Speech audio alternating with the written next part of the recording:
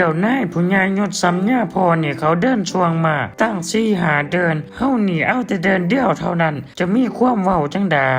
คันบ่มีแต่แท้มันสิสมหน้าสมตาอาจย่าหลวงบ่โอ้ยเรื่องสื่อเดินเฮ็ดของมาเฮ็ดเดินช่วงมานี่ข่อยขอหามเด้อเพราะมันจะหาประโยชน์ใส่เงื่อนใส่ซ่านบ่มีจักอย่าง เจ้าอย่าปากอีแตงเจ้าหูบ่ว่าข่อยแม่นผาย โอ้ยสังสิบ่ฮู้ว่าเจ้าแม่นไผอาจย่าหลวงเอ้ยแต่ข่อยขอเว้าได้ทออยากแพงเงินไว้จ่ายสำหรับเวียกงานอันสำคัญกว่านี้ โอ้ยอันใดเด้อันที่ว่าสำคัญกว่าผู้ใหญ่อาจย่าหลวงนี่นะ ฟังเบิ่งดูหมู่ฟังใดบ่มีเฮาเว้านี่มันต่างบ่ฮู้ว่าเฮามียศศักดิ์เพียงใด โอ้ยนั่นละครเอ๋ยเอาที่ตามเจะเว้าหันแล้ว เรื่องซื้อดินนี่นะถ้าเจ้าบ่ซื้อข่อยจะขายให้ผู้ไม่ได้แต่ข่อยก็คิดว่าจังไดเจ้าก็คงกินแหนงตามภายหลังแล้ว จะไปหาดินทางใดกว้างคือดินนี่โอ้ยราคาถูก